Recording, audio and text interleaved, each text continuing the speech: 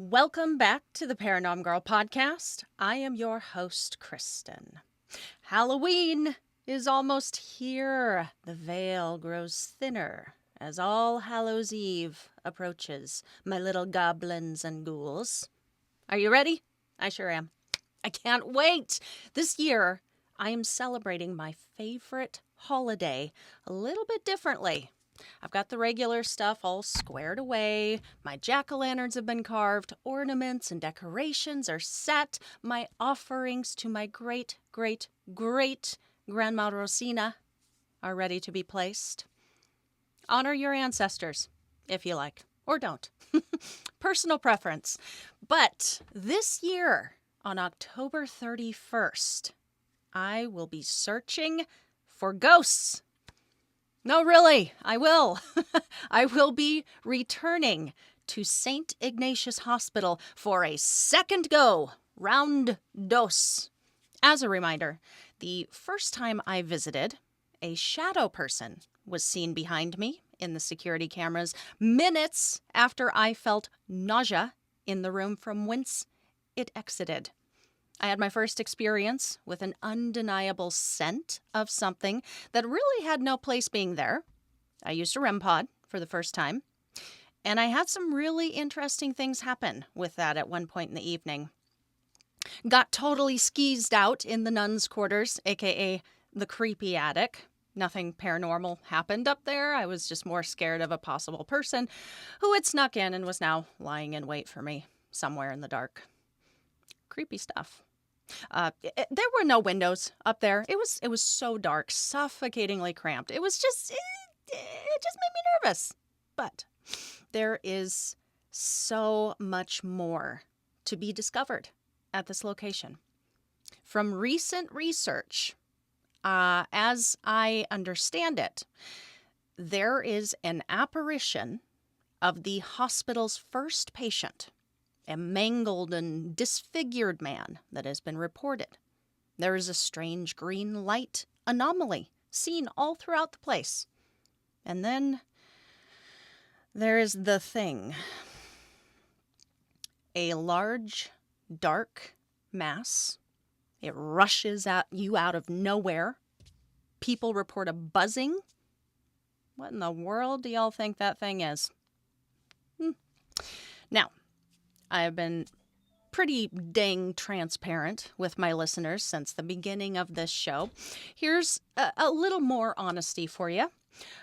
I'd be lying to you now if I said I wasn't a little afraid to return to St. Ignatius. I'm only human. I wish I were not afraid, not human. I'm glad to be human. Whatever. I need to embody a little Hans Holzer during this night. He said, in all of his years investigating, he was never frightened. I have a quote for you here. Fear is created by not understanding something. You bring on the fear. There is no object to fear.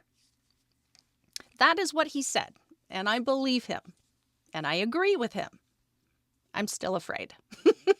But I am also beyond excited to give it another shot, to apply my investigatory skills again on a place I know to be haunted. And this time, I am going armed with new information, baby. Information I have learned about the equipment, about how to properly and safely conduct an investigation, about documenting the occurrences, and about how to leave the property without any unseen hitchhikers. And I am going to share all that I have learned with you guys today. So, without further ado, here is your crash course in investigating the paranormal. Ghost Hunting 101. Before you even step foot inside the location, I think it would be important to already be armed with some logic and common sense about what's about to happen. First and foremost, there is a difference, or so I have been informed, between hunting for ghosts and investigating them. If you are ghost hunting, You are going to a location specifically to experience an entity or ghostly activity. To experience it. There is nothing wrong with that. It can be a thrilling and memorable night, fun night. If, however, you are ghost investigating, you are entering a location specifically to collect data and note changes to that data. You are documenting anomalous activity. You are collecting evidence. You are there to investigate a claim. And based on your data points, changes to the data, anomalous activity, and other collected evidence, you may be able to solve the case. You may just get some answers. Next, pareidolia and epiphania. You will likely experience both. These are natural human tendencies. We all do it, and there is nothing wrong with you if this happens. However, while investigating, we should be extra mindful of them. Our ancestors evolved these tendencies as survival instincts to help them foresee potential threats and get ready to act on them. Epiphania is the tendency to perceive meaningful connections between unrelated things or definite patterns in random information. During your investigation, are you sometimes connecting dots that perhaps shouldn't be connected? Are you putting the cart before the horse? Epiphania can also heavily come into play while reviewing EVP evidence. Just something to be aware of. Pareidolia is a form of epiphania. Humans are so good at recognizing faces because, guess what? It's another survival tactic. It is instinctual. We cannot help it. Pareidolia is when we see patterns or recognizable shapes in random things, like a bunny in the clouds or a face in the shadows. Something else to be aware of before beginning your investigation.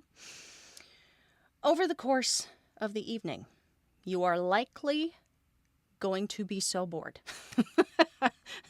Seriously. Hours can go by with not a thing happening. They are in complete darkness, but if they had the ability to see, the investigators could literally watch fresh paint dry between hits on their equipment. Just the way it is.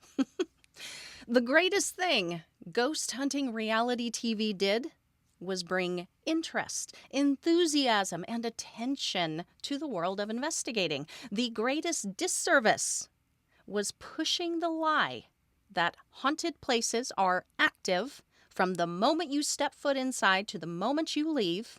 Spirits definitely want to interact with you constantly. Demons, oh, they're everywhere. And evidence overfloweth. From my own experience, and from speaking with numerous investigators who have been in the field for 10 plus years, this just usually is not the case. That being said, though, sometimes things do happen. Sometimes you do have an incredibly active night, and that is really exciting. But, just expect the boredom, and then maybe you'll be pleasantly surprised. All right, let's move on to the main event. Your investigation should actually begin well before your scheduled time at the location. You aren't going to have much to go on, especially if this will be your first time at the specific location. Now, I would recommend you beware. Other people might disagree with this, but I say beware of other folks' previous experiences and stories from there. Not that it wouldn't be a good idea to know that information, just be careful not to let that taint your own experiences there. However, you are going to want to research the hell out of the spot. There is no going too far when it comes to researching the history of the building or land. Really important information to take in with you will involve the people who used to live there, who used to own the land. What was their names? Occupations. How many kids did they have? Were they married? How did they die? Also get information on deaths or tragedies in general for the area that could come into play. Get as much information about the building as you can. When was it built? Are there deeds? Has it ever been renovated? If it's got a long history, look to see if it was ever used as something else. I recently learned this local storefront that I frequent downtown was the first post office here. So friggin' cool. I love that kind of stuff. It also used to have a stairwell right in the middle of the store. It's not there now. I didn't even know it was a two-story. Someone fell down it back in the day, broke her neck, died there. So that's not fun. But if I were to go in there to investigate, that is a tip I would like to have. It's something to work from. And don't be afraid to go too deep with this stuff. I've gone as far as pulling like original blueprints and old sketches of floor plans. I was glad I did at the time. It was for an office building I was investigating that used to be a funeral home and mortuary. And from the floor plans, I could see that the storage area where they were keeping their files and printing paper used to be a loading dock, I presumed for receiving bodies. And the room next to it used to have a cleaning station and drain in the floor. At the time I was there, it was being used as their break room. A cleaning station and floor drain paints a picture for me as to what it was originally used for. So you can discover some really interesting stuff that can then be used during the overnight. Do your due diligence. Also, this should go without saying, but, get permission to be there. I know a lot of folks got their start by sneaking into abandoned buildings and places maybe they shouldn't have, but I'm just saying, from a safety standpoint, it's a good idea. Don't go getting shot by the landowner who thinks they have an intruder. Don't be falling through rotten floorboards that the homeowner might have told you about had you asked. And maybe it's abandoned for good reason. Maybe it's infested by hobo spiders or has asbestos in its insulation. The point is, you don't know until you know.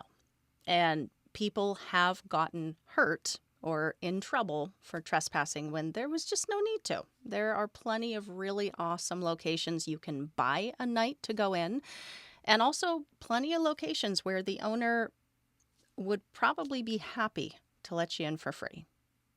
All right, so the big night has arrived. You have done all the work you needed to leading up to this moment. You are inside the location, and the investigation has commenced.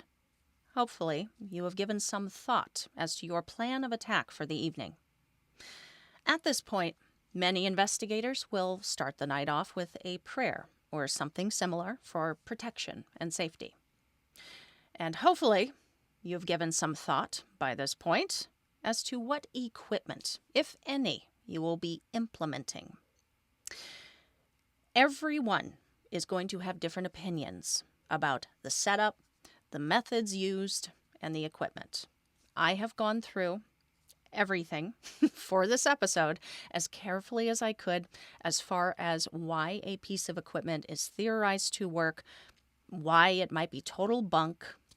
For every cynic out there saying that none of it actually works and it's not real science is a theory as to why it actually does work, and an amazing story about profound evidence captured that was far beyond just chance and glitch. So, I'm sincerely just going to go through the equipment for your own knowledge. I'm going to be listing out as much of it as I can for you guys, but only you can be the judge for yourself if it's worth using and if there's any validity to its usage. I wanted to start out with some of the more popular, more widely used pieces of equipment first. But before we do that, let's have a little science lesson.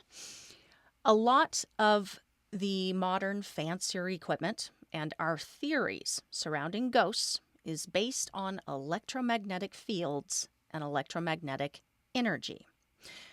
Have you ever mistakenly used these terms along with electromagnetic frequency and electromagnetic radiation interchangeably? Me too. It's totally okay. It's very confusing. So I'm going to give you the dumbed down version that was given to me in order to understand it, so that hopefully we can better understand our equipment and why they do or do not work, and whether they can be credible tools to be using. An electromagnetic field, an EMF, is the space around electrically charged objects where both electric and magnetic fields are at play. EMFs are created when there is an electric current or a moving charge. Anything that uses electricity has an electric charge, has an EMF around it. Power lines create very strong EMFs because of the high amount of electricity that they carry. Household appliances, mobile phones, wiring in your house, outlets have them. Natural sources create them too, like the earth itself has an EMF. The human body also creates EMFs, though much weaker compared to like outlets and wiring. But the neurons firing in our brain and the beating of our hearts generates tiny electric currents. The fields that we create are so weak, it's unlikely they would be strong enough to create any significant interference with devices that we may be using for investigations to detect fields, but I mean, still test it out. If your device is sensitive enough, yeah, they could be picked up.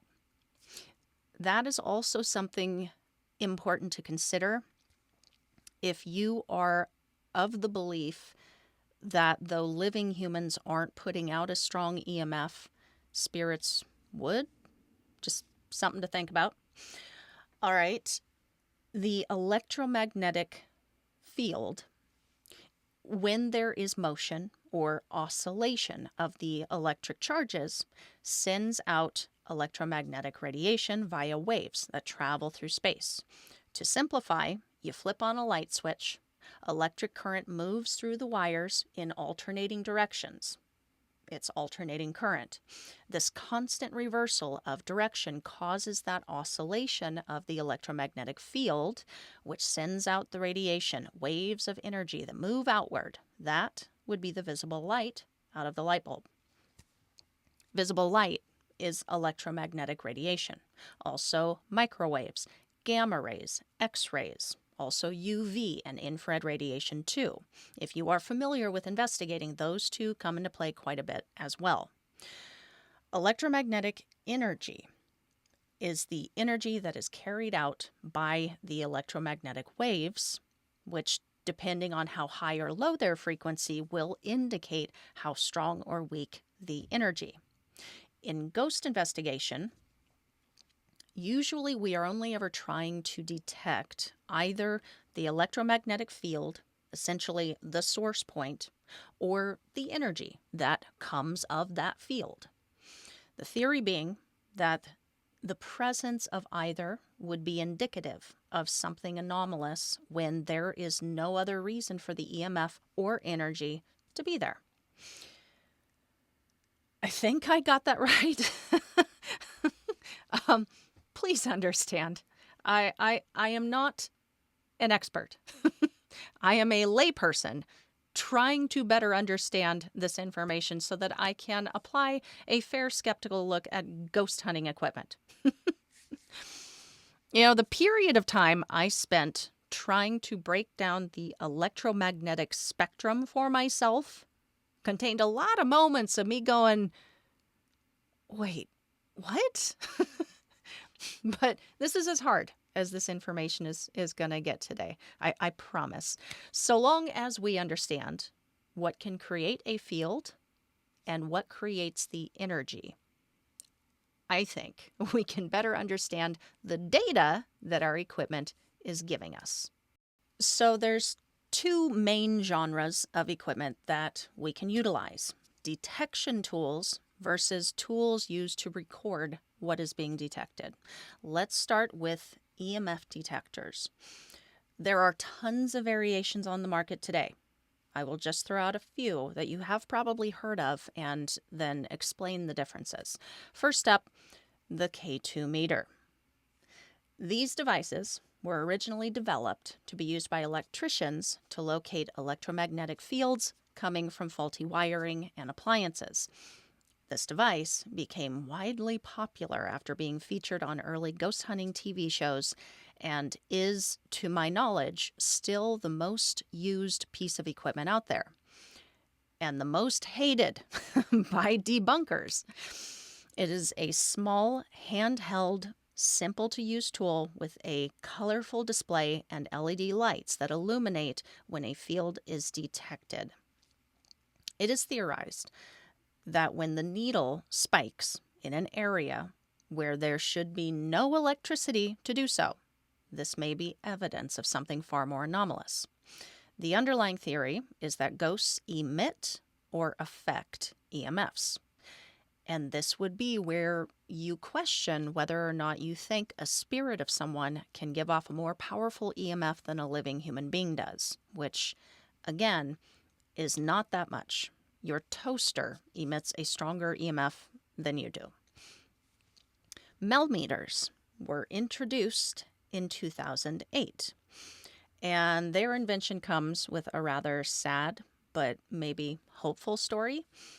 Gary Galka, its inventor, would lose his daughter in 2004 in the aftermath of a car accident. His daughter's name was Melissa, but they affectionately referred to her as Mel. Story goes that immediately following her death, the family began to experience communication from something unseen that included the doorbell ringing, touching from something unseen, TVs turning on and off, channels changing by themselves, lights being turned on and off. They felt pretty quickly that this was Mel trying to communicate. But at the time, Gary said he didn't know anything about the paranormal or afterlife communications, anything like that. He said that in order to better understand the activity, he began to watch ghost hunting shows, and being an electrical engineer, recognized the equipment that they were using was intended for commercial use and for electricians. He put his skills and new knowledge into action about what was needed by paranormal investigators, and he created his basic Mel meter that measured electromagnetic fields and also temperature changes, 2 in 1. Since the creation of the basic meter, Gary has gone on to create far more efficient and advanced versions. Newer models are capable of detecting both alternating current and direct current, EMF. Most EMF detectors out there only pick up alternating. Sensing thermal infrared variations in the environment, proximity sensing of a thermal anomaly, motion detection, and can also create its own EMF with sensors that can detect if something is affecting or distorting its field. Gary also created many more instruments to detect paranormal activity. He is also the inventor of the RT EVP, which is a real-time digital EVP recorder with simultaneous playback and spirit box capability. He also donates much of the proceeds from the sales to charities and groups that benefit grieving parents. So if you're thinking about buying your first piece of equipment, with this one, your money does go to a good cause. The tri-field meter is very sensitive, especially with energies on the lower end of the electromagnetic spectrum. That being the case, this device can pick up energies from your own body to energies across a room to energies outside the building. Take the good with the bad and just be aware of that if you choose to use the tri-field. The great thing about this device is that it is capable of taking readings for 3 different sources of energy, which include electric fields, magnetic fields, and radio microwave frequency. This device was meant to be used to suss out EMF pollution in an environment like cell tower or mobile phone radiation and appliance emissions. and is sensitive enough to show higher than normal readings so a person can take action to reduce exposure. Be aware this device is so sensitive, it can pick up readings of cell towers and power lines from quite a ways away. By the way, squirrel, the things I learn when I'm researching one thing and then it goes off the other. When you are using your microwave, y'all better be standing about 15 feet away. That thing puts out quite a bit of radiation. It's kind of weird that they are still such popular appliances. You know, they make dinner fast, but at what cost, y'all? At what cost? Moving on. Your body will affect a field by being too close to it. So if you are going to use this device to capture fluctuations and spikes that might indicate paranormal activity, I would suggest setting it somewhere on its own and putting a camera on it. Just don't go near it. I'm actually surprised, having gone through different EMF readers, you hear a lot about them. And I thought I was going to hate the K2 quite a bit and love the Tri-Field because it had so many options and picked up on so much more. But that might actually pose as your problem. Sometimes, especially when ghost investigating, simpler is just better, y'all.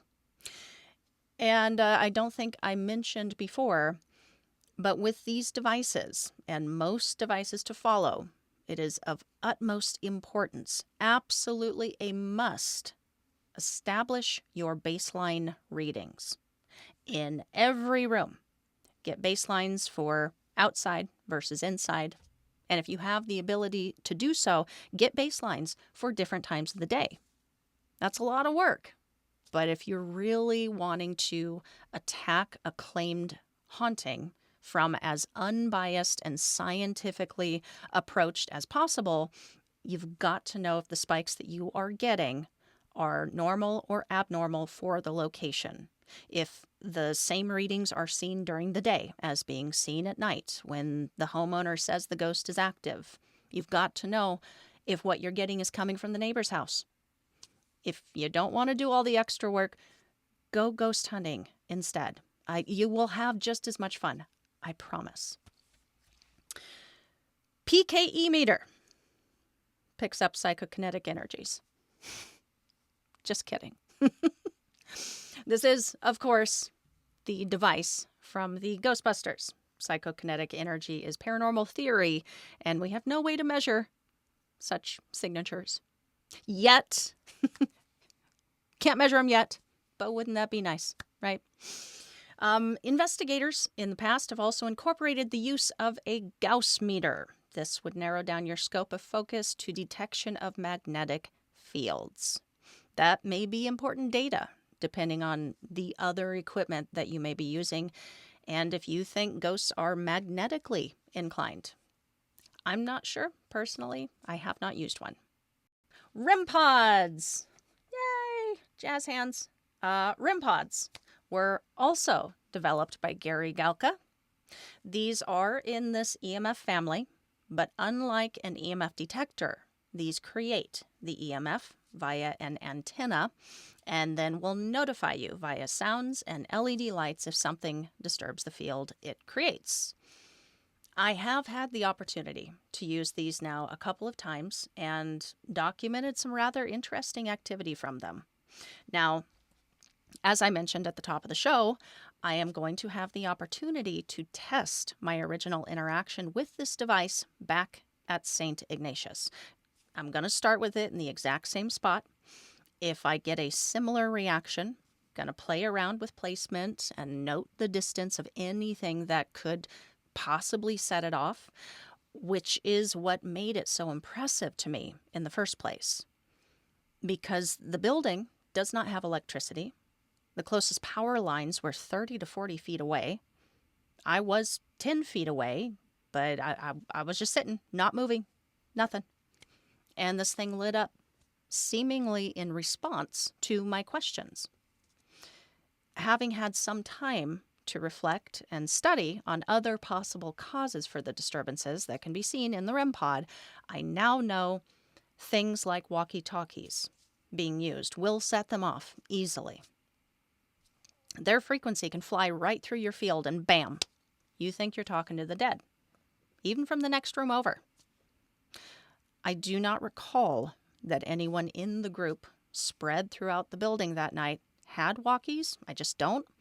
But I will be taking a nice, long, hard look at that possibility. Now, I'd like to address something about RemPods briefly, and then we'll move on. Skeptics often spend a lot more time complaining about the construction and original intended purpose of these devices than they do on why they don't work, using their simple construction or original job as a springboard to point to its inevitable suckiness as a ghost detector and the reason why it can't possibly provide scientific data. Kenny Biddle wrote up a really excellent piece. Actually, I really enjoyed it. I've got it down in the show notes. Check out the link. But he wrote this piece about why RemPods suck. and he did just this. That this was part of his argument. I appreciate the skepticism, though. I really do. It is needed, necessary. His recommendation that a Faraday cage is used is a great suggestion, actually. I think more investigators should incorporate one. But if someone's biggest complaint about a RemPod is that it's a repurposed theremin, I mean, most ghost hunting equipment exists because it was repurposed from something quite normal to detect paranormal activity, to test the theory that ghosts are energy-based. And it's repurposed, therefore its shite argument is often thrown out there, and I personally don't see any merit to it. Just because something was originally designed to detect electromagnetic pollution coming from bad wiring doesn't automatically exclude it from also being able to detect it coming from an entity that is theorized to be creating or affecting that same energy. Two things can be true. All right. Let's move on to the other end of the equipment spectrum. Detecting fields that shouldn't be there and interruptions to those fields that have no easy explanation is awesome. It is only one side of the story. We need to capture the evidence. Many a young fascination and lifelong pursuit for answers to the afterlife mystery has been launched with a ghostly whisper captured on tape. Electronic voice phenomena. Debunkers of EVP regard them to be nothing more than hoaxing and or auditory pareidolia. I think many EVPs can be debunked as this and as hoaxing. However, many cannot because they are clearly the voice and words of someone. And many times a person has captured them while alone in the space they were recording. EVP is often described as brief, usually no more than a word or short phrase. I have heard full sentences before. They are often described as muffled, mumbled, barely above a whisper. I have personally heard some pretty clear ones, from speaking voice levels to yelling, the whole spectrum. EVP can be captured on digital recorders, which is the preferred method in our modern world. It's cheaper, easier, more accessible. Some investigators swear by analog recording, though. That's your old school cassette tape and player for my younger audience. It's thought analog can capture subtle variations, and due to its white noise inherent in the recording, might actually make it easier for faint voices to be captured in the static or to use that energy to imprint their words on. It's also more difficult to manipulate recordings captured on cassette. With digital, you do have access to advanced filtering capabilities, easy playback, higher fidelity, and it is far easier to analyze and edit the files, though, unlike analog, so friggin' easy to manipulate, dudes. So dang easy. So, if you choose to use digital, that's fine. Most people do. Just be honest. Don't mess with the final file. Don't don't take anything away, all that jazz. All EVPs are going to fall on a scale from Class A to Class C. C is the hardest to hear, hardest to understand, usually a whisper, grunt, mumble of something. But there's still some communication believed to be on the recording. Class A is the holy grail. It is clear, easy to understand. Often it is intelligent response. Often it is a longer phrase or sentence. When others you share the recording with understand it, are hearing what you heard, you don't need to adjust levels during the playback, you probably have a Class A EVP and should give yourself a nice pat on the back. Good work. If you would like to play around with capturing EVPs, but you don't have anything to record with, yes, you do. Open up that phone in your pocket and pull up your voice memo app. Boom. Digital recorder. Now, EVPs are barely to never heard by our ears alone in real time, hence electronic voice phenomenon, and why it is so important to carefully go through every minute of file following an investigation. This can be incredibly time-consuming and frustrating if you wind up with nothing to show for it.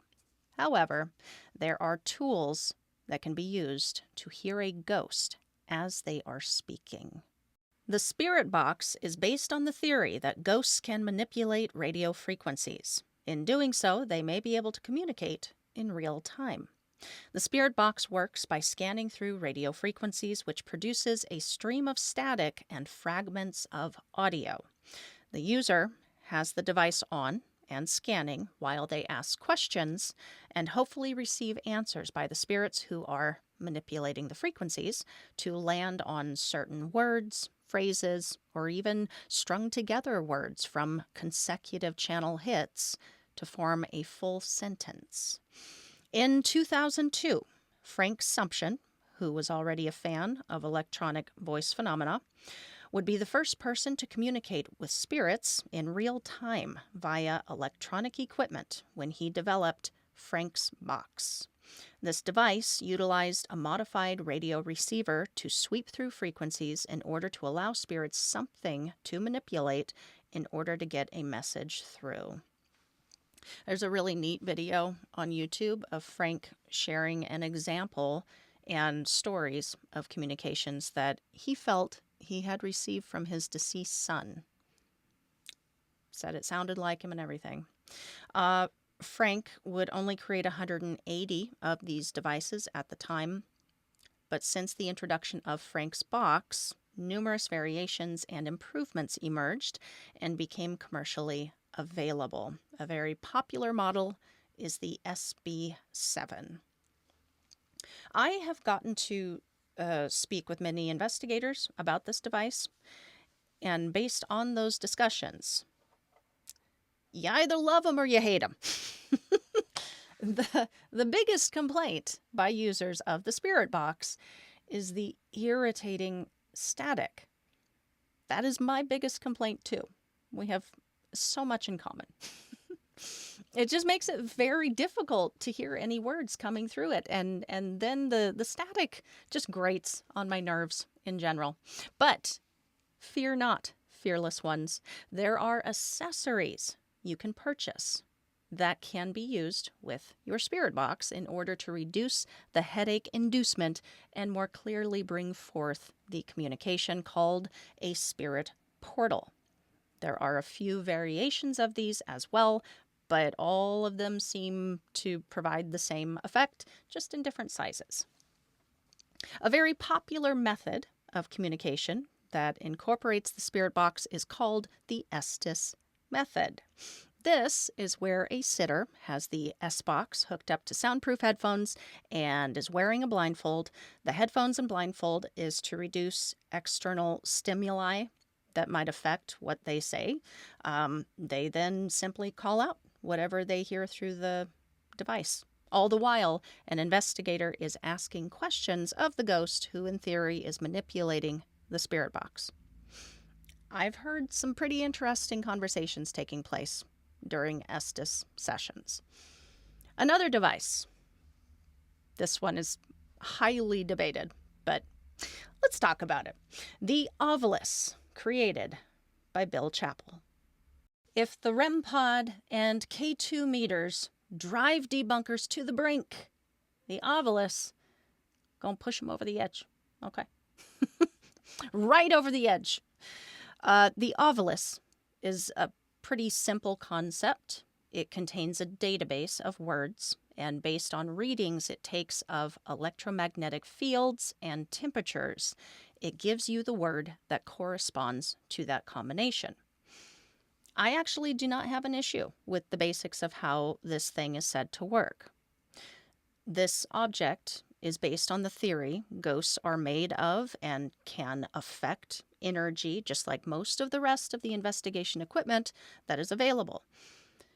The only issue I would have with it right at the start is that someone had to program the combinations of temperature and EMF to the corresponding response. Someone had to presume that a 3-point spike on the EMF and a drop of 10 degrees equals the word murder, right?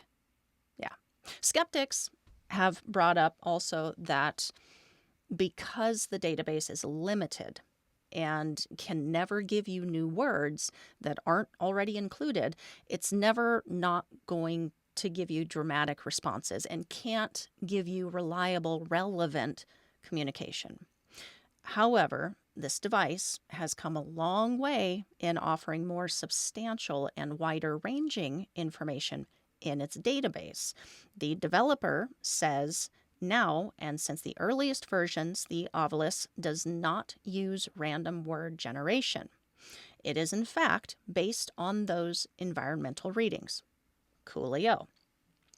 The latest version now includes 8 modes, ways of communicating, that include the regular dictionary mode with a database containing 2,048 words.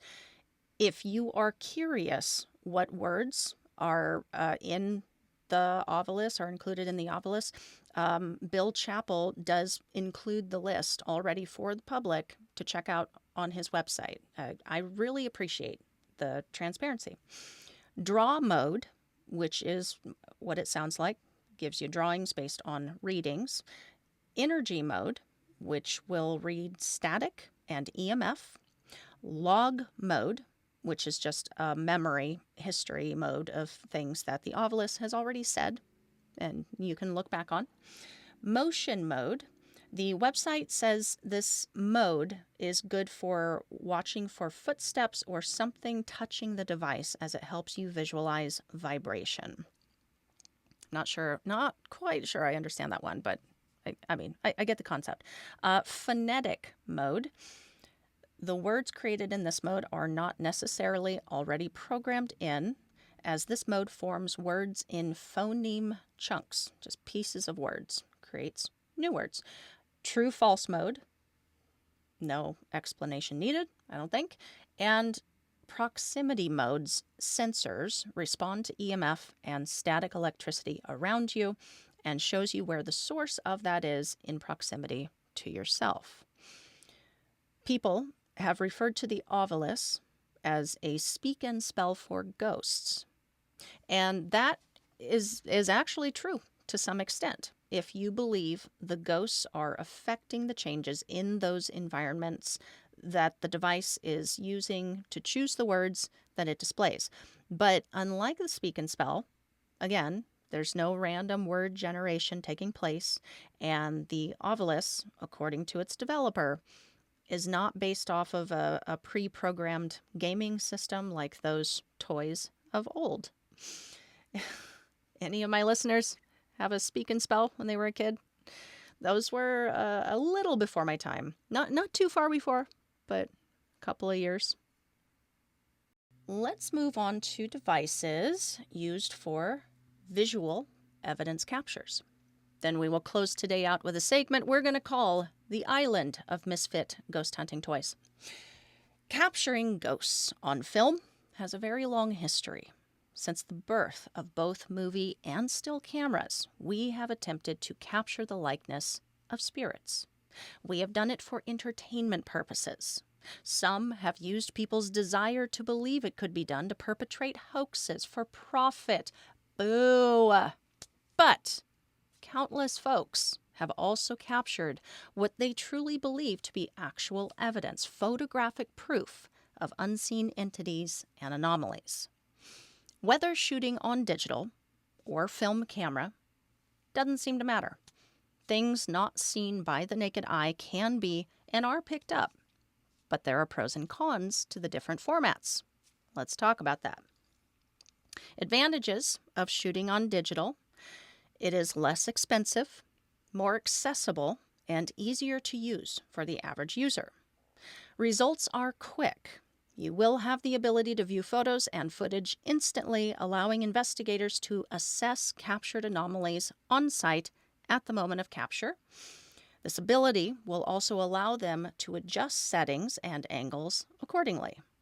Digital cameras have a high sensitivity to light, making them a great way to shoot in darker environments, and even darker environments if the camera has infrared or full spectrum modifications and filters. If you, like many investigators, believe ghosts exist or can manifest in the infrared or UV parts of the light spectrum, which the human eye cannot perceive, you're going to want to have these modifications and accessories at the ready anyway. So, pop them on the camera and forget about it. Digital is easier to manipulate, unfortunately. Much like digital audio files are, many investigators like to skip the skepticism and doubt from viewers of their work and just use film to begin with. Hopefully, they also just prefer to use film. Many investigators do, believing film has a higher dynamic range than digital, meaning it can potentially capture greater detail and therefore would make it easier to pick up less obvious details of apparitions or shadows, but without all of the fluff that digital is going to throw at you with its high light sensitivity, like unnecessary dust particles, bugs, moisture droplets in the air. Quick note about that. Fans of orb photos. I have seen different sources say to provide extra light to dark environs and add a flash if you are on the hunt for orbs. Flash is literally gonna get you everything that is in the air. If you are a lover and believer in orbs on film, maybe it is time for heads to be put together to come up with a different way to get their photograph, because as it stands, it's easily debunkable. Disadvantages to using film: ante up. It's going to cost you. You also do not have immediate access to the capture. In fact, you're going to be waiting because it has to be developed. And beware, though film is harder to manipulate, things can still happen in the development process that could ruin your potential evidence, like exposure to light, scratching, and oopsie with the chemicals, that kind of stuff. FLIR cameras can be used in complete darkness.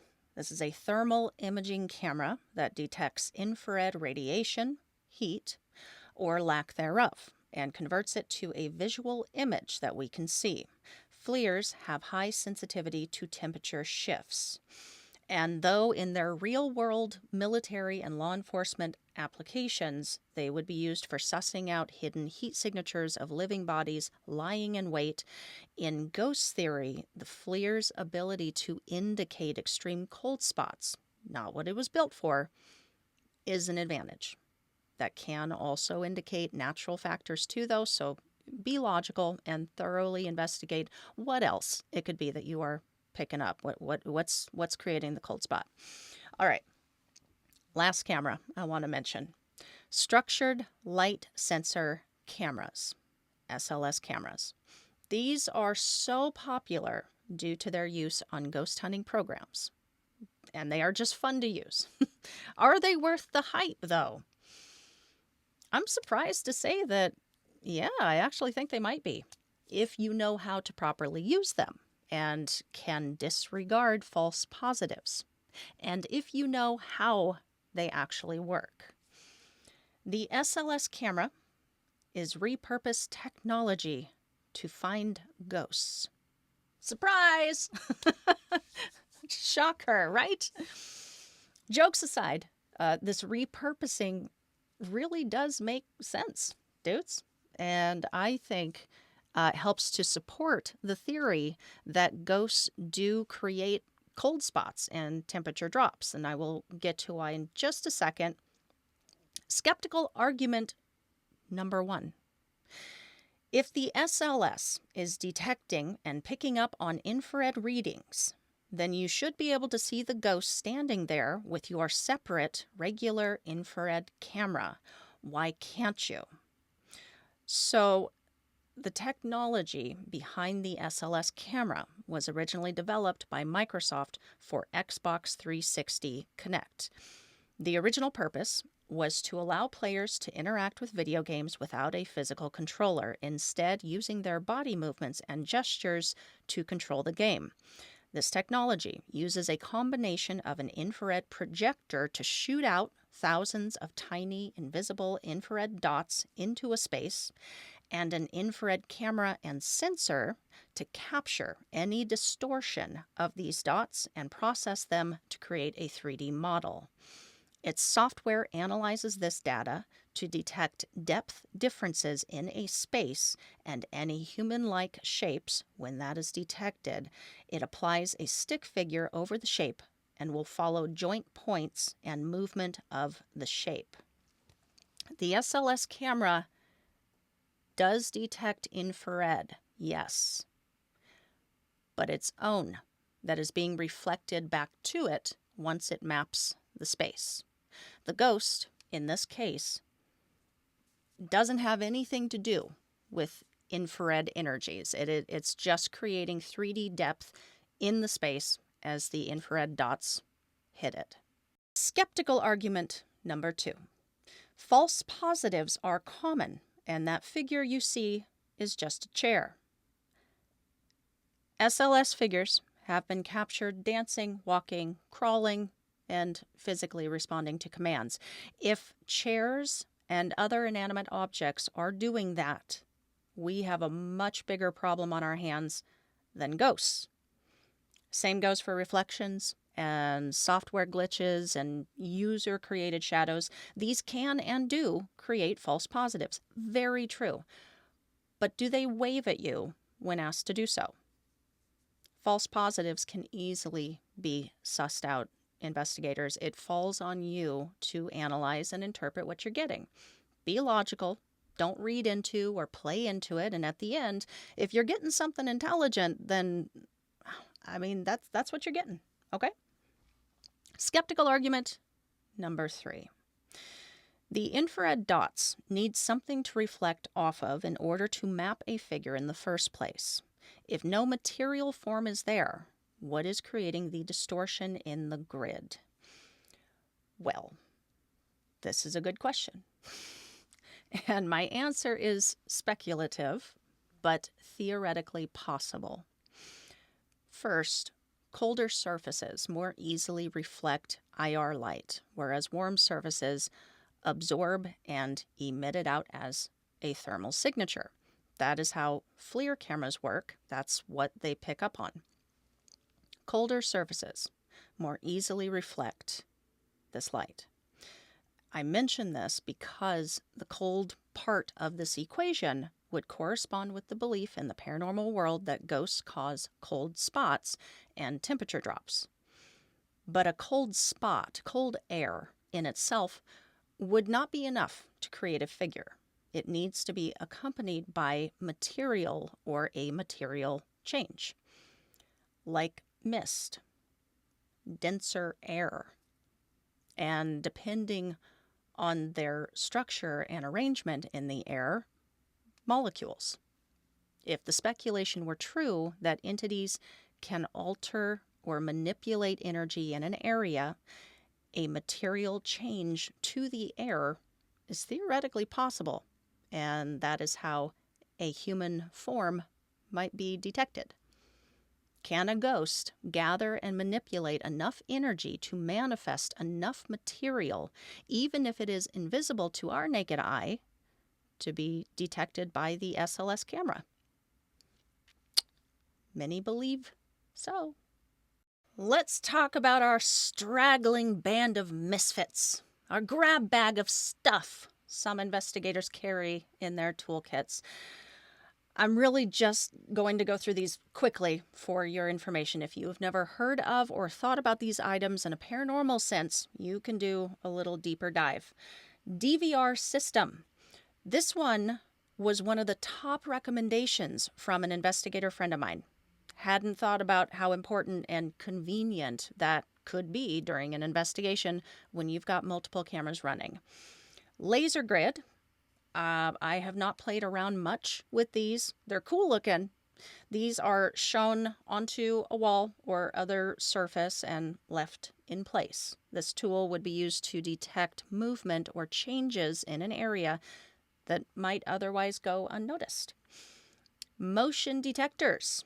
I would recommend you grab a couple of these. Set them up all over your location. Don't you worry when it goes off at 2 a.m. in the dark, scary basement.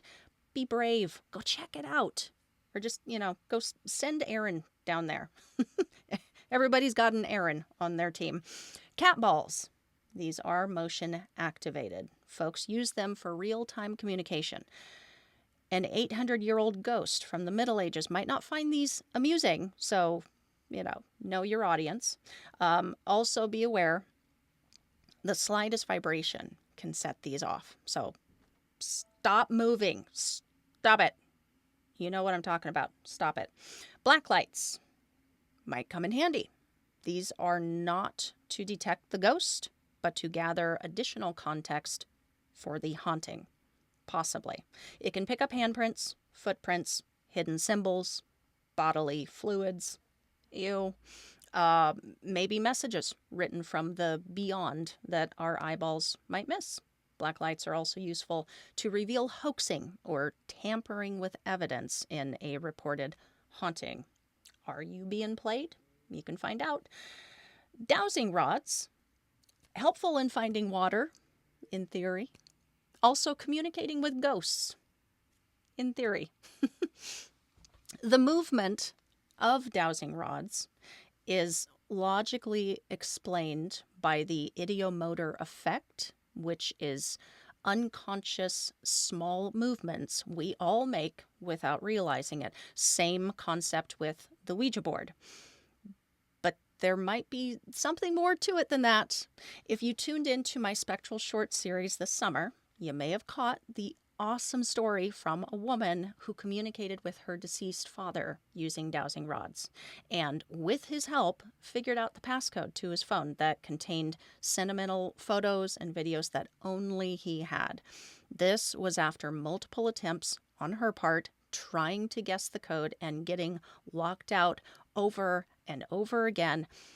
The dowsing rods communicated to her the correct passcode, and she got access.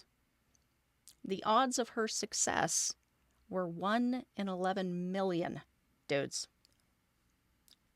Crazy odds. Uh-oh. Ghost hunting apps.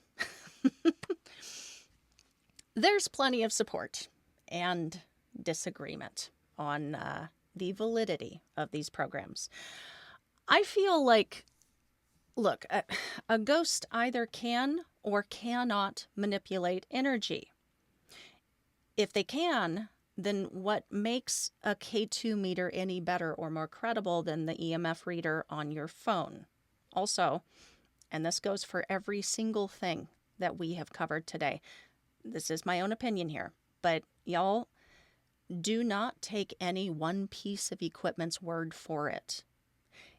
If you are not getting detection readings, spikes on more than one tool, if you cannot support the capture on one device without also getting something to back that up on another, that is still something to document, for sure, but shouldn't be taken as the gospel truth. Because in theory, you should be able to, right? That's the deal.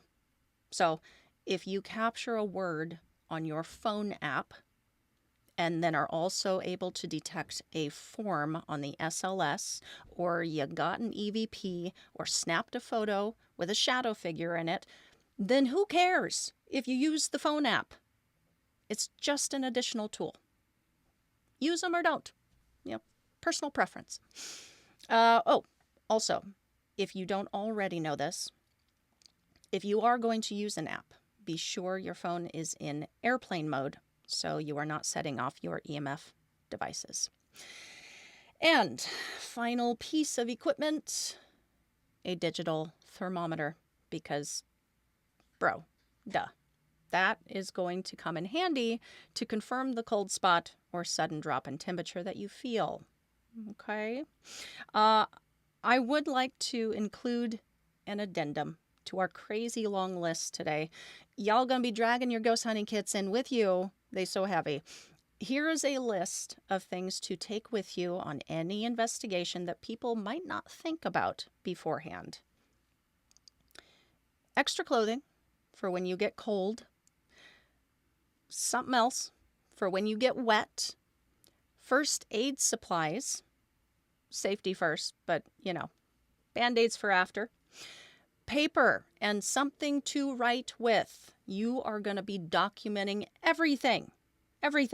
Feelings you had, temperature drops, shadow out of the corner of your eye. Note the time, who else was with you, if anyone else experienced it, if it was detected on a device, etc., etc. Food and drink.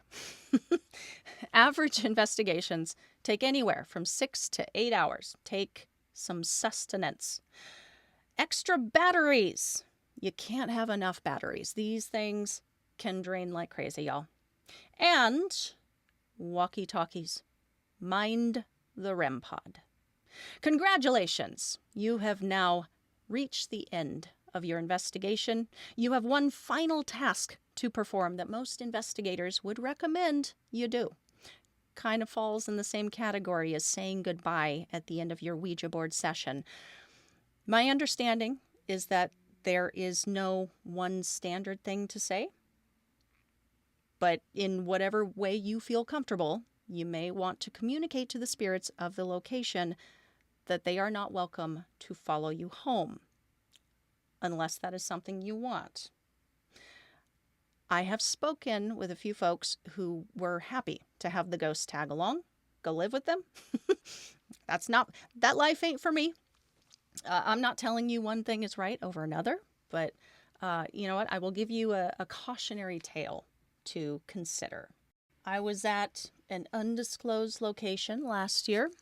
We ended up wrapping it early for a few reasons, but part of our reasoning was that nothing was happening. We weren't getting anything on the devices. No weird feelings that couldn't be explained outside of creep factor. No temperature drops that couldn't be explained. It was, in short, kind of boring. So we wrapped up after only 3 hours. My assumption that since there was nothing of note that had happened equaled no ghosts or weird energies was what I quickly understood was an assumption made in error. We packed everything up, said goodbye to our contact, but not to the location or its possible residence, and we left. As soon as we hit the road, I experienced a sudden onset of just a terrible, terrible headache. So bad, I couldn't think clearly. Didn't want to speak. It hurt so bad. I think I've mentioned this on the show in the past, but I do not often get headaches. It's a rarity. This headache began strong and grew in intensity the longer I drove. It finally started to subside a few minutes from my house, about a half hour later. It was very strong, very sudden, and very quick. I could not explain it, but I didn't think much about it once it disappeared. Over the course of the following week, we began to review our audio and video. And this is how I know I am not a psychic or medium. So much evidence, dudes, so much took place in the span of just those 3 hours that I had zero clue about during the actual investigation. Anomalies, thumps, some of the clearest EVPs I have captured to date. I am going to play 2 pieces of evidence for you guys right now that is from that location. World premiere. Now, I'm not going to front load you on any of this evidence. I don't like to do that. I don't like it when people do it to me. But I will tell you, just for context, where this took place and what I was doing, if I was doing anything. So this first EVP I will play for you took place near the end of the night. This was down in the maintenance room. It's where an old boiler used to be, and the janitors hung out for the building. So I will play that for you right now. All right, it's recorded.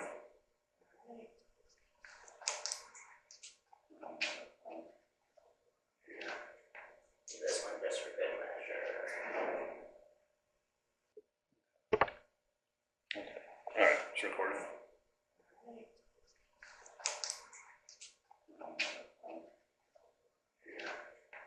This one just for good measure.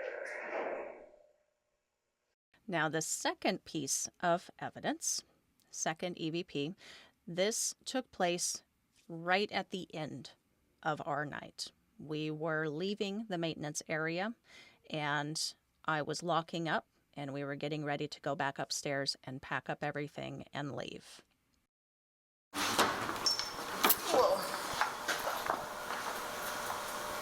Good night. Thank you.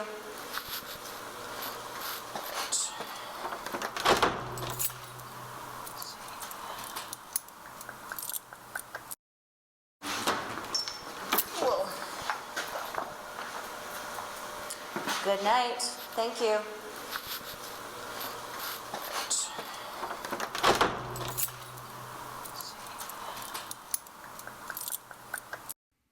Now, I think I know what is being said. Again, I'm not going to tell you. Instead, I would love to know what you guys heard. Do I have a couple of intelligent Class A captures on my hands, or no? Am I just having a bout with auditory pareidolia? Message me at paranormalgirlpod@gmail.com. Let me know what you hear. Please let me know. Now, all of that being said, even if you think there is no activity, no haunting taking place, this doesn't mean there isn't. Had I considered at the time that things were happening that I just wasn't noticing, wasn't hearing, and just put some trust in the technologies I had brought with me, maybe I could have foregone the headache entirely by taking caution and, in a sense, closed out my session at the end of the night. I could have foregone some strange electrical malfunctions at home in the weeks that followed that investigation too. As I recall, I wrote those off as nothing at the time. I just wasn't thinking about it. Maybe it's all just coincidence, but still, if I could go back and do it again, I would have ended the night a little differently. That's all I got for you today. Join me for a final note.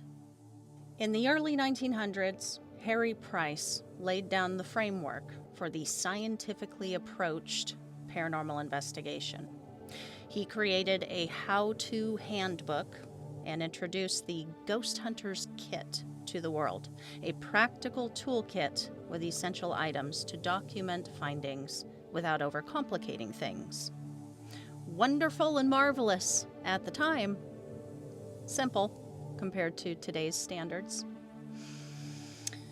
I don't know about you guys, but I was a bit overwhelmed by today's dive.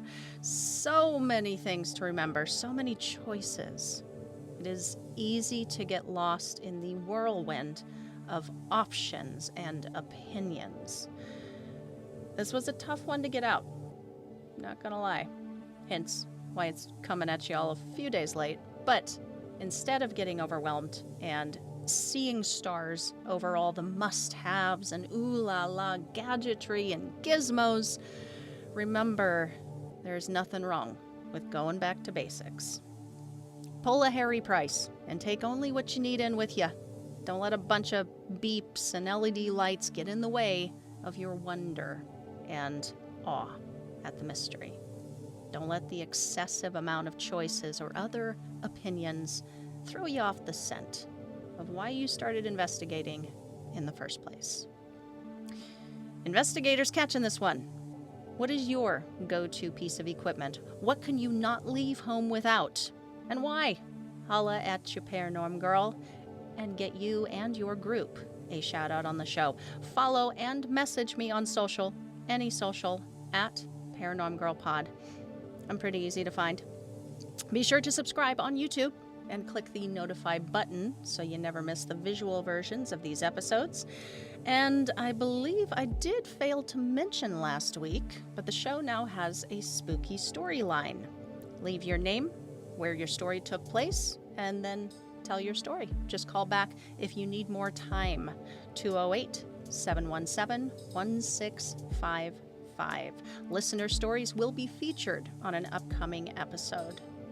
Join me next time for a discussion about a rather incredible and not all that well-known poltergeist case that took place back in the 80s in Poland. I will be speaking with the translator who brought that case to the English-speaking world, Joel Stern. Don't miss it. Going to be an awesome chat. That is a wrap for now. See you guys next time. Stay safe, keep the nightlight on, and sleep with one eye open.